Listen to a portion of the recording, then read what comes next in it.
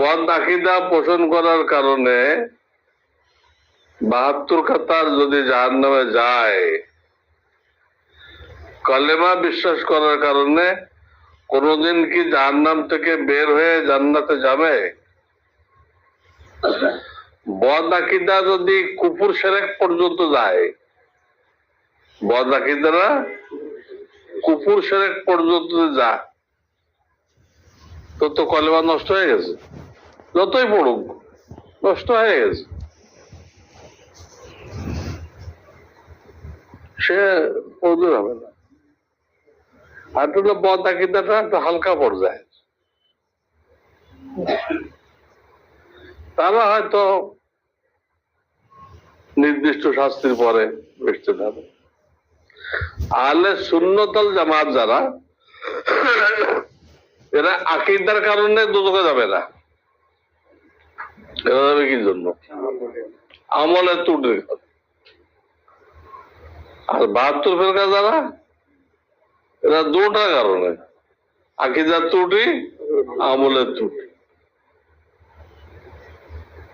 এটা বুঝতে হবে।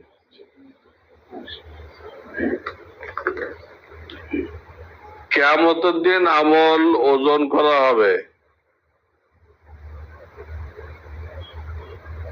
এ থেকে আমরা বুঝি বদ আমলও থাকবে, নেকিও থাকবে। নেকি ভারী হলে জান্নাত, জান্নাত না হয় জাহান্নাম। আবার আমরা শুনি জাহান্নামে যাওয়ার জন্য একটি কবিরা গুনাহই যথেষ্ট। এ কথার মর্ম কি? একটা কবিরা গুনার দ্বারাও দুজকে যেতে পারে, আর একটা নেকির দ্বারাও তো জান্নাতে যেতে পারে। এটাও তো এক লোকে আনা হবে ৯৯টা দপ্তর খাতা, যতদূর দৃষ্টি যায় এত বড় বড় খাতা।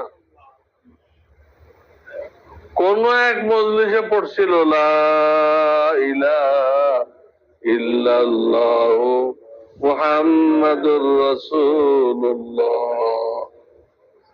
আল্লাহ বলবেন, বান্দা আমি জুলুম করব না, আমার এখানে জুলুম নেই, তোর একটা নেকিও আছে।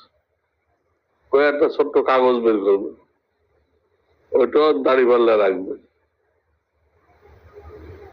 লা ইলাহা দাড়ি পাল্লা ভারী হয়ে যাবে, ৯৯ দপ্তর উঠতে থাকবে, উপরের দিকে যাবে।